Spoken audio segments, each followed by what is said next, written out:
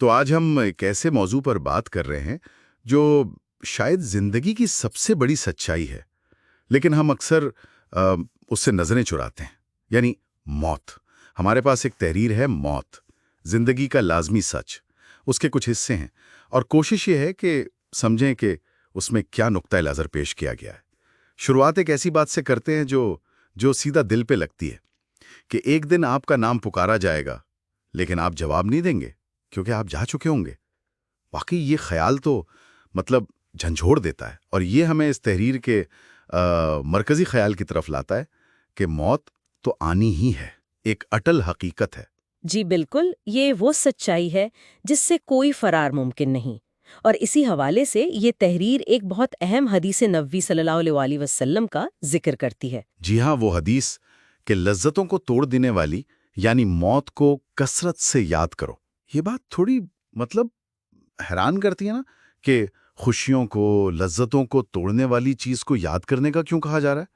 یہ تو ایسے لگتا ہے کہ جیسے زندگی سے لطف ہی نہ اٹھایا جائے۔ یہ بہت اچھا سوال ہے، اور تحریر نہ اسی بات کو کھولتی ہے۔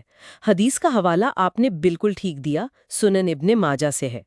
تحریر یہ کہتی ہے کہ دیکھیں، اس یاد دہانی کا مقصد یہ نہیں کہ مایوسی پھیلائی جائے یا زندگی کی ہر خوشی کو ختم کر دیا جائے، نہیں، بلکہ مقصد ہے زندگی کو ایک وسیع تر، ایک حقیقی پرسپیکٹیو میں دیکھنا۔ یہ ہمیں یاد دلاتا ہے کہ ہماری زندگی، یہ وقت محدود ہے، تو یہ یاد دہانی ایک طرح کا فلٹر بن جاتی ہے۔ فلٹر؟ کس طرح کا فلٹر؟ ایسے کہ یہ ہمیں اپنی ترجیحات، پرائیورٹیز درست کرنے میں مدد دیتی ہے۔ یہ سوچنے پہ مجبور کرتی ہے کہ بھئی اصل میں اہم کیا ہے، کیا چیز باقی رہنے والی ہے۔ اچھا، یہ بات تو اہم ہے کہ ہم اپنی ترجیحات کیسے طے کرتے ہیں۔ تحریر میں یہ نکتہ بھی اٹھایا گیا ہے کہ ہم اکثر دنیاوی چیزوں کے پیچھے بھاگتے رہتے ہیں، جیسے دولت ہے، کوئی عہدہ ہے، آرام ہے، اور اس چکر میں وہ جو یقینی انجام ہے اسے بھول جاتے ہیں۔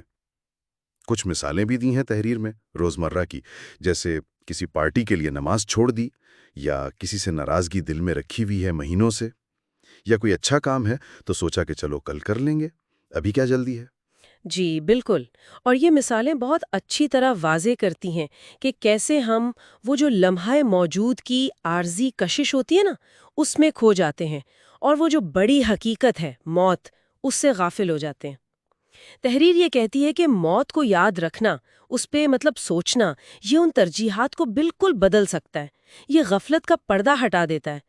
جب انسان کو یہ احساس ہو جائے کہ بھائی اگلے پل کا بھی پتہ نہیں، تو پھر زندگی پرسپیکٹیو میں آ جاتی ہے، جیسا کہ تحریر میں کہا گیا۔ بالکل، پھر وہ نماز چھوڑنا یا دل میں کسی کے لیے بغض رکھنا یا نیکی کو ٹالنا، یہ سب چیزیں اپنی اہمیت کھو دیتی ہیں۔